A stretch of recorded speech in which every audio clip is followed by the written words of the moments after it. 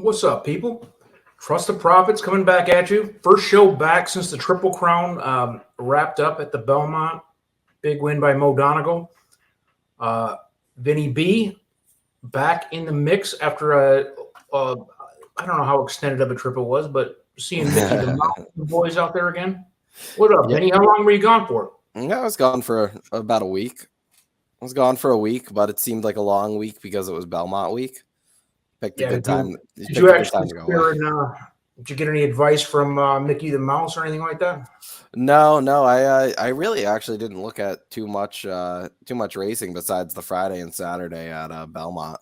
If I'm being honest, I got home right after post time, Belmont Day, so I did get to enjoy Belmont Day from my couch.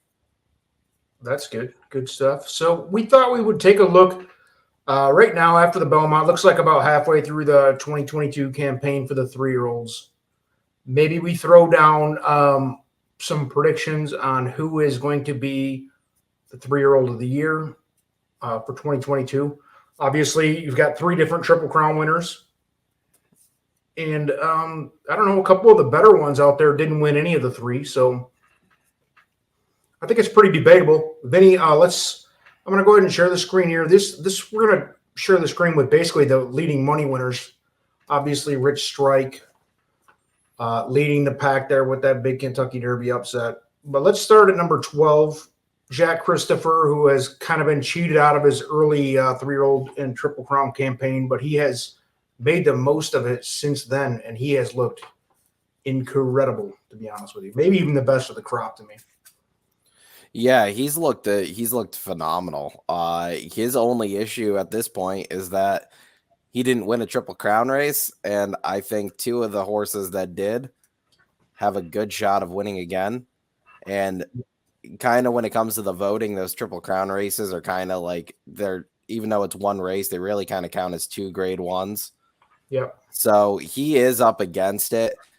He's going to the Haskell next, so winning the Haskell obviously would be huge to help him. But I think he's gonna need some of the others a little higher on this list to not have as good of a second half of the year if he's gonna win the award. But I don't see why he couldn't. I think he's gonna I think he'll run the table at least until the Breeders' Cup, because I think after the Haskell they'll cut him back to 1 turn. So I'm curious to see how his second half of the year goes, but it's not out of the question. I don't think that he could win 3-year-old of the year still.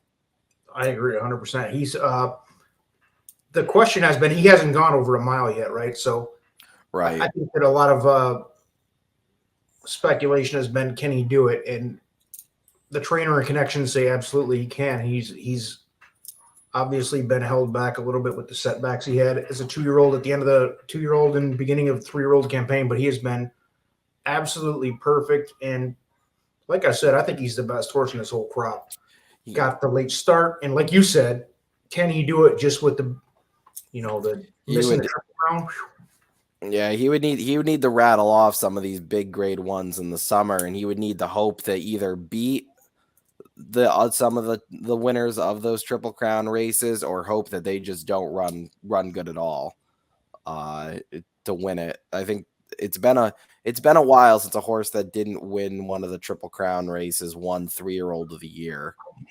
If there was ever a year to do it, though, this is it. And I'll be honest, I have him ranked number 2 on my list of, if we were to rank a top 5, which we kind of threw that together loosely because it's obviously 6 months early, but I have him right at the top at number 2 with odds to win this 3-year-old of the year. Where do you have him seated?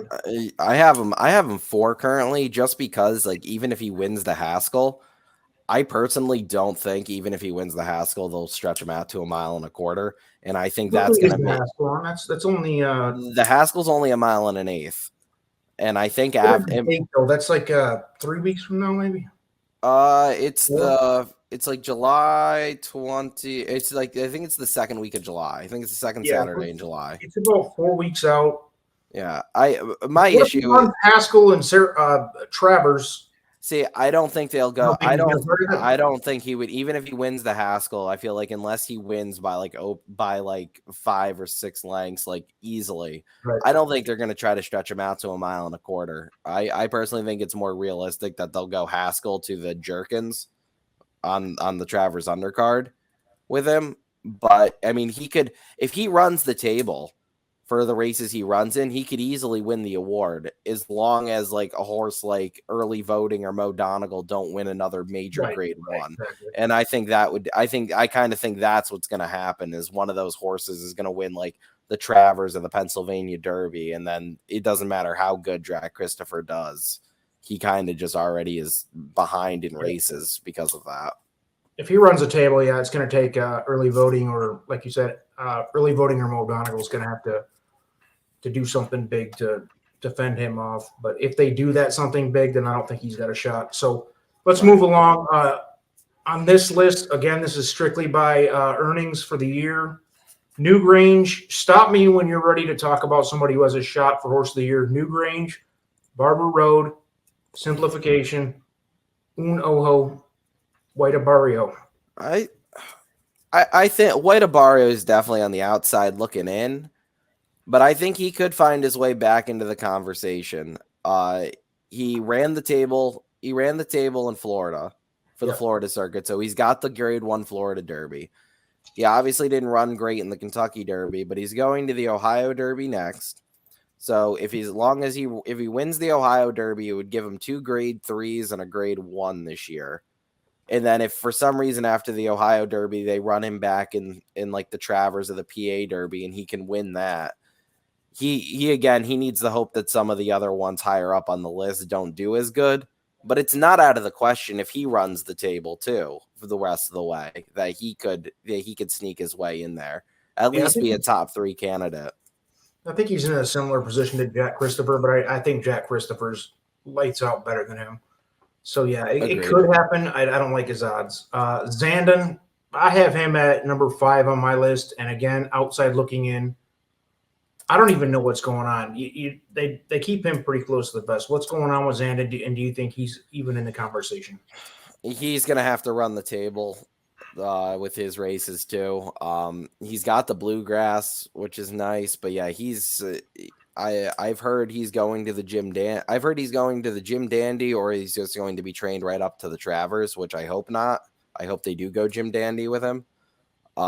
He's very good. He's just like, he's done nothing wrong. He's right. He has done absolutely nothing wrong. His issue is that he's lost to horses above him. And that's unless he turns the table on them in the next few starts, that's going to be tough. It's going to be tough to overcome, but he's won bluegrass, and he's got 3rd in the Derby, if I remember right. He got 3rd in the Derby. He was second in the. He's right there. He's got 2 big finishes, which is more than you can say for a lot of these. I mean, he's got to win. That's his issue is that he has to win, and you don't get the award for running 2nd and 3rd in every race. So he's got to start really shine through when we get up a little higher here. But you're right. 2nd and 3rd only get you so far. Number 5 on this list, Cyberknife. I don't have him. I've been a fan all year. I'm a big Cox guy, and I think that's a great horse, but I just don't. What's he gonna win? What's he gonna win? Right.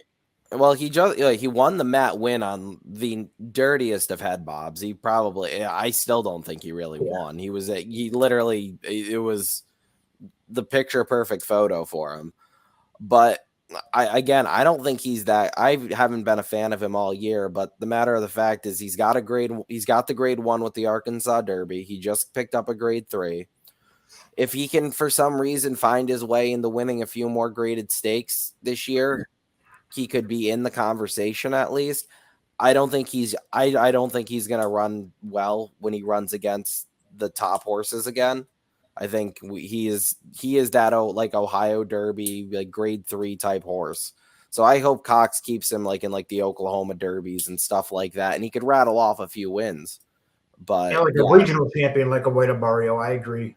Yeah, that's they're kind of about the same. Yeah, they're about the same horse. Yep. early voting for the Preakness winner. There's one of the big Triple Crown stamp of approvals. The first one we'll deal with here, Preakness, which is, I don't know, I guess you could call the least important of the Triple Crown races this year, anyway. But again, that's a huge win, and it was an impressive win. Where do you have early voting? Because I think I have him at 4. Yeah, I have him at 3, I believe. I have him at 3 or 2, I believe. His issue is that he's just like, 1, he's gonna have to win, but 2, he's gonna have to hope Mo Donegal doesn't keep winning either, because everyone will just like when they get later in the year, if those two say win a few more races each, everyone's gonna go back to the fact that Mo Donegal ran him down. So he's gonna have to either beat Mo Donegal next time they face, or hope Mo Donegal just doesn't run well and he can run the table. But he's very good. So yeah, I mean, he's great. I don't see a path for him though, unless he. I mean, a lot of these horses have to win out. One of them, I don't think anybody's going to, which is going to make it really, really an interesting vote. Yeah. Well, we'll see. We talked about all prep season. This is a super balanced group, man. Yeah, and like he is also pointing to he's another one that Chad is either having go to the Jim Dandy or right to the Travers, from what I've heard. So like, I mean, the Jim Dandy could end up being stacked this year, because I don't know how many horses are going to line up to face Jack Christopher after what he's been doing.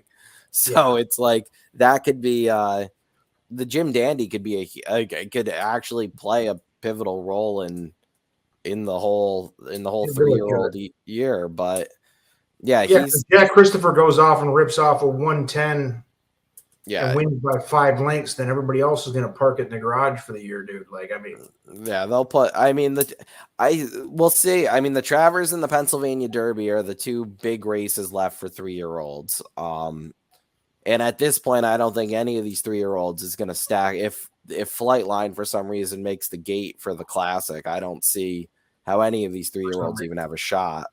So I mean, really, it seems like the 3-year-old of the year is put them in there, though. Yeah, there'll be at least 2 or 3 of these in there, I'm sure. Oh yeah, but it's going to come down. I feel like after like the Pennsylvania Derby, we'll kind of have an idea of who is your 3-year-old champion. And the one horse out of this list that can run in that race is Jack Christopher to me, which, like, again, it's going to take the perfect year, the rest of the year. Number 3, Mo Donegal, Belmont winner in dominant fashion, did what he was supposed to do, has done what he's supposed to do all year. Got a tough trip in the 1-hole from the Kentucky Derby. This horse is just a great one. I mean, he's great. Yeah, again, with the balance we've seen this year, I don't know. I mean, he's the number 1 on my list. He's number 1 for the horse of the year, and he should be deserving. He's done nothing wrong. Kentucky Derby was a freak race. He got a bad trip. I don't know. Where are you at on Mo? Yeah, he's my leader currently. I just like, he should be. Yeah, the Belmont, he ran a great Belmont. I would like to see him be able to do that again next time out. I prefer if he just keeps winning. I like his pedigree. I like the connections. Just all depends on how, like, if he gets caught like he did in the Holy Bull. He ran 3rd. I think he ran 3rd in the Holy Bull. He had traffic troubles in the Derby. So he does find trouble for himself. But if he's matured, I mean, he seemed like he had matured a lot going into the Belmont. So, and he did exactly what we hoped he would do in the Belmont. There. He did. So he's the leader in my opinion right now of the 3-year-old clubhouse. But it's not like he's got like a massive lead or anything. No, and ironically, the last 2, Epicenter, non-grade 1 winner to this point. Maybe less than Jack Christopher, less of a chance than Jack Christopher here, unless he runs the table. And I like Jack Christopher. I like Jack Christopher's odds more than Epicenter to win out. And at this point, I mean, number 2 on your list, can he do it? Of course. He was, I think a lot of us, we talked about him all year, one of the most talented and best horses of this crop for sure. But he hasn't won anything. He hasn't won a grade 1. What are you doing? I mean, I've got him 3A and 3B with early voting, which is kind of an insult to how great we thought Epicenter could be. Yeah, he just if he gets back in the win column, he'll be right back. What he has going for him is that he finished second in both the Derby and the Preakness. And I'm like just saying, I don't think Rich Strike is going to win another race all year. I said it after the Derby. Not a major anyway. Yeah. Right. I don't think he'll win another race ever. Personally, I just think he caught the perfect. It was the stars aligned for him that awesome. day. And here we go, because I got to say something real quick, like just based on the 100 videos we put out this year. I mean, people were comparing us to Adolf Hitler and Joseph Stalin about Rich Strike not winning the Belmont. And it's like, dude. Right. Oh, he ran all. And we thought he was. Right. Right. Exactly. Adolf Hitler, like, it was ridiculous. And all we're doing is reading the statistics. All you can do with horse racing and handicapping is take a data set and crunch it down to as far as you can, depending on how many tools and how smart you are. You can grind it until you're blue in the face. But Rich Strike is not the best at any level that he's raced at his entire career, and he was just the best on that day, period. He was the best on that day and caught a lucky break on the rail. Yep, and he's a deserving winner, and it was historical, and we'll never forget that. It was awesome. Right. But yeah, he's not a great one. He's probably the 10th best on this list. Yeah, and the connections already said he's training right up to the Travers, which in my opinion will be his last race once he runs off the board there again. So story again. I mean, I want to make sure everybody knows that was great. No, there's nobody negging on Rich Strike. It was awesome for the sport. But bro, yeah, the Derby. Don't hit for me because we said he was going to get 5th in the Belmont, which he did. Yeah. So like my thing with Rich Strike running poorly the rest of the year, in my opinion, helps Epicenter with his second in the Derby. So like if for some reason, if Epicenter wins the Travers, he's right back in the mix. So it's not like he's too far off, but he's another one who's, I believe they're pointing to the Jim Dandy with him, the Jim Dandy right now seems like it's going to be Zandon, Early Voting, Mo Donegal, and Epicenter as like four of the horses, which would be 5 or 6 in the whole country, right? Because Chad's already said he's not going to run Zandon or Early Voting against Jack Christopher yet, so there's one. And Mo Donegal's going the Saratoga route, and so is Epicenter. They said it's going the Saratoga route. So I mean that's why like the Jim Dandy, even though it's a grade 2, is because of who is potentially running in it. If they do all run in it, is going to have huge implications because you get a win over the rest of the competition.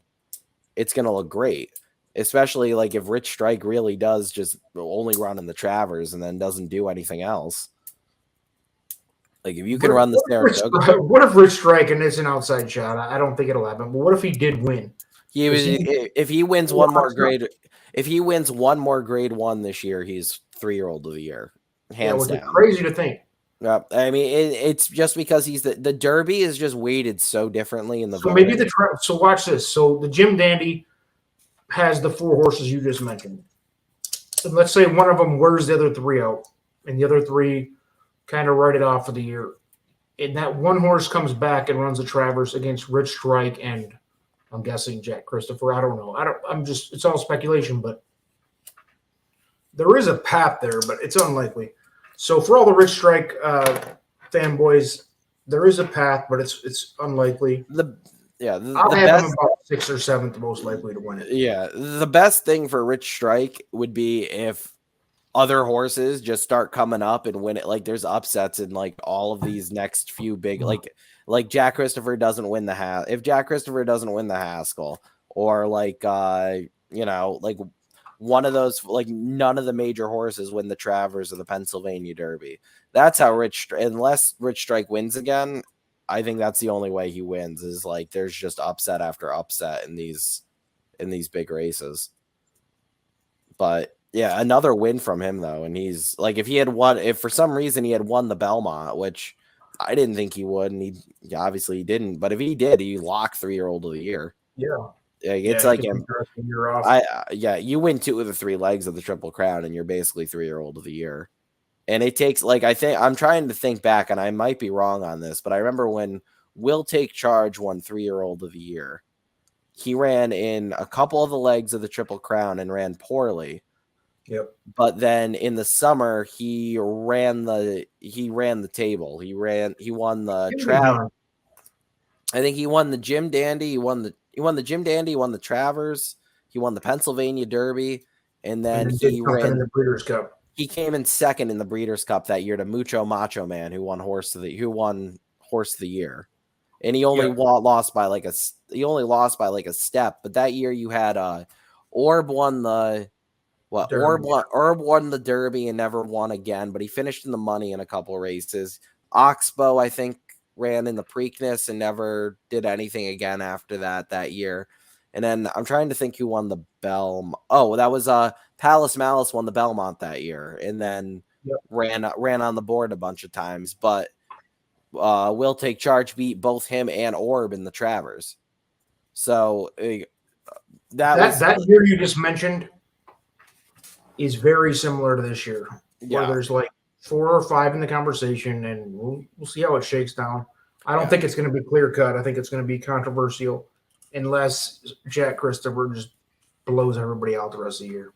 Right, and that's kind of what it takes, though. Like to beat a horse that won one of the Triple Crown races is you need to basically run the table after. Yeah, so. What? I'm looking out of the 3 Triple Crown winners. Mo Donegal's the only one I think that's going to have the capability to win out like lights out. Because I'm a fan of early voting, but I don't know. And Rich Strike, I don't think has anything. So the thing that early voting has, or Jack Christopher, honestly, the thing that early voting has that a lot of this crop doesn't have is early speed. This crop is very based off of horses running from mid pack, whereas even Epicenter has some early speed, which is good. But I mean, I think we saw it in the Belmont where Mo Donegal sat closer than he normally does. Yeah. Which I don't know if that means the field wasn't as good or he's just improved, but he didn't start awful like he usually does. So that was encouraging. I'm worried about him being up too close, and that I wasn't. I mean, obviously I had him in Nest, and Nest ran huge. I think she's going to be a huge player in the filly division. The rest of the way. So that was. I mean, he ran like he was supposed to do, and we got a better price on him because people were betting Rich Strike. So what are we doing? Are you going to touch on the Ascot throughout the week, or what are you doing? Because I have. Yeah, I've been doing. I did picks today. I didn't do great. I had a couple winners, but they were chalky. I had a couple horses run underneath that were prices, but nothing great. Tomorrow there's a Breeders' Cup winning your in race. With 5 horses. Yeah, it's only got 5 horses, but it's got Lord North is in there, who is who I think everybody on racing Twitter knows of. He's just a classy. He just shows up every time. He doesn't always win. The favorite in there looks tough. I think I forget his name, Bay something. He's 1-1. Yeah, it's a small field, but in the. There's a Japanese horse in there who won the I couldn't pronounce it. Yeah, I can't either, but he won the big race at the big turf race at the Saudi Cup. Yeah. For these horses. So it's a very good field. It's a small field, it's a good field though. Chances are we probably won't see the winner in the Breeders' Cup, but it should still be a fun race. I like Lord North in there. I usually pick Lord North when he's in races, and he usually doesn't disappoint. So he's my pick in there, and you might get a little bit of a price on him. But we might put out a couple videos with some Ascot stuff this week, and then it's for Ascot is in my opinion, it's one of those meets where you look at the race and you find a horse and you just play that horse Win, win. place, and go. Yeah, I mean, because some of these races, have 25, 30 horses, and it's like, Yeah, it's a while. it's anybody's race. And then even like today, You might get a $13 place or right. $12 show bet. Well, like today, Golden Pal finished dead last today because he blew, like he just missed the break. You got a horse that usually breaks like a rocket, doesn't break at all. He probably wasn't beating Nature Strip, who went off as the second choice and just absolutely dominated from Australia. But like you just never know how these American horses ship, and they're usually overbet in the American pools anyway. So you sometimes you get prices, sometimes you don't. But there's a very good races throughout the week. Tomorrow is the Breeders' Cup winning your in race, but there's a few. I tweeted it. I tweeted it yesterday. TVG posted a list of the American horses that are scheduled to run. Let's see if I can find that really quick. Like 4. Yeah, there's some good. Like I believe like Pizza Bianca's on that list of So let's see. Love Reigns runs tomorrow in the Queen Mary. Seismic Spirit for Wesley Ward runs in the Windsor Castle Stakes. He's got Ruthin in a palace. I don't even know what it is. He's got Campanelli in the Platinum Jubilee. Clement's got Pizza Bianca in the Coronation and Slipstream in the Commonwealth. Motion brought over Spenderella for the Coronation, which is also a grade 1. And then Rusty Arnold had late September, who ran terrible today, but was a huge price. So like Pizza Bianca, Spenderella, those two, and Campanelli are probably the 3 that I would actually look to bet if depending on their odds. I think Love Reigns is going to be a heavy favorite in the 2-year-old race tomorrow, but sometimes you get lucky and you get good prices on the American horses and they run well. Sometimes, most of the time though, they're usually depends on how early in the morning they go off, because I know they started about like post time was 9:30 this morning, 9:30 Eastern time. They're pretty early races. They're very good races. Top class horses. Most of them we never see here, but you get only in the Breeders' Cup if they're gonna. The horse that ran in the opener today, I forget his name. It starts with a B. It's like I want to say it's Bashad, but I know it's not. Like that horse is just like, he might be the best turf horse in the world. We'll probably never see him at the Breeders' Cup, but boy, he went off at like 1-9 today, and just he won like a 1-9 should. So it's like you get some of the top class horses.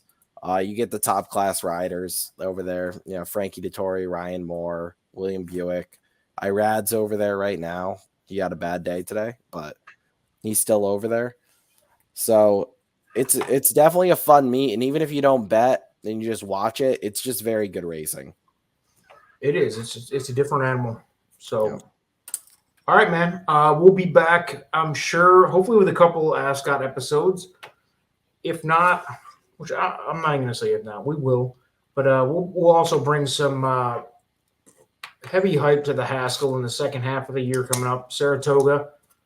All that coming up this summer. Everybody's looking forward to it. Peace out. Vinny, any last words? No, that's it for me for right now. I'm sure I'll have something to say. Take care.